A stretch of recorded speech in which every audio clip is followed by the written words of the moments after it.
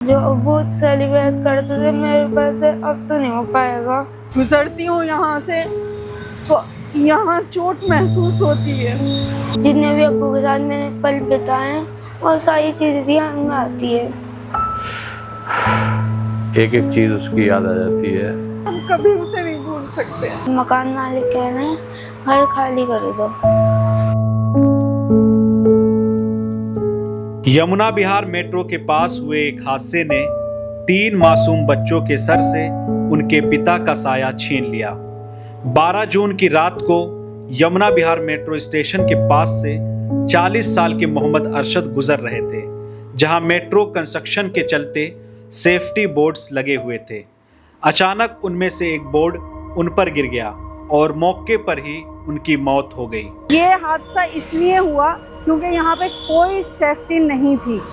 यहाँ जो ये होल्स हैं इसमें सरिये लगे हुए होते हैं ताकि अगर हवा तेज चले तो ये उससे रुके रहें, सड़क की तरफ न पलटें।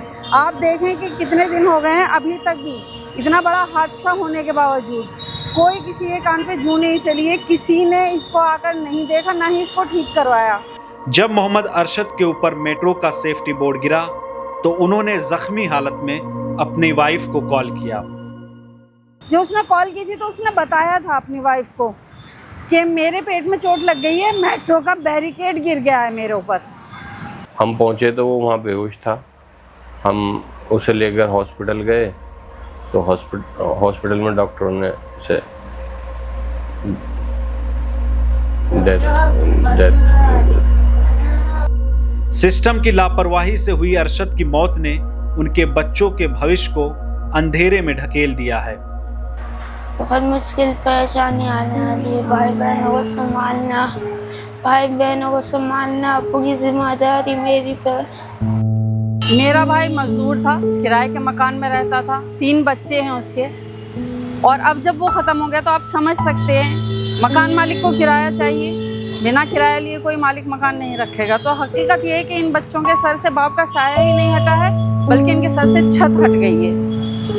मैं छोटा हूँ मगर भाई बहनों का ख्याल रखूँगा। अब्बू होते तो मेरे पर इतनी जिम्मेदारी नहीं आ पाती।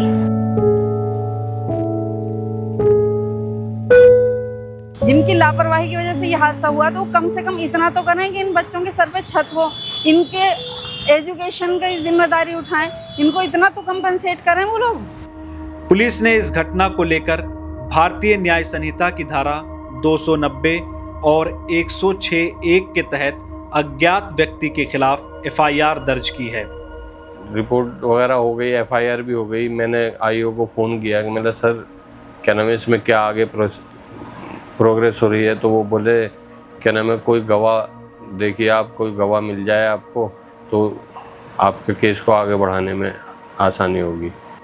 इस मामले को लेकर जब हमने इन्वेस्टिगेशन ऑफिसर सुशील कुमार से बात की और पूछा कि अब तक क्या कार्रवाई हुई है तो उन्होंने कैमरे पर बोलने से इनकार कर दिया। हालांकि ऑफ कैमरा बातचीत में उन्होंने कहा कि बिना किसी चश्मदीद गवाह के हम कार्रवाई कैसे करें, गवाह लेकर आइए फिर कार्रवाई करेंगे। इस बोर्ड का पेंट उसकी बाइक के जो होती है ऑयल की टंकी होती है उसके ऊपर इसका पेंट भी लगा हुआ है। ये सबूत काफ़ी है मेरे ख्याल से बताने को पुलिस को कि यही बोर्ड गिरा था। लेकिन सवाल वही है कि गवाह कहाँ से लेकर आए जो ये बताए कि ये बोर्ड गिरा था, इस वजह से उसकी डेथ हुई। अगर पुलिस चाहे तो 100 गवाह ढूंढ सकती है जिन्होंने वो हादसा होते हुए देखा।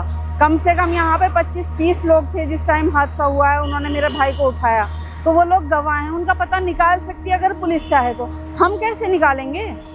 हम यहाँ क्या बैनर लेकर खड़े हो जाएं कि कोई अगर गवाह है तो हमसे आकर मिले?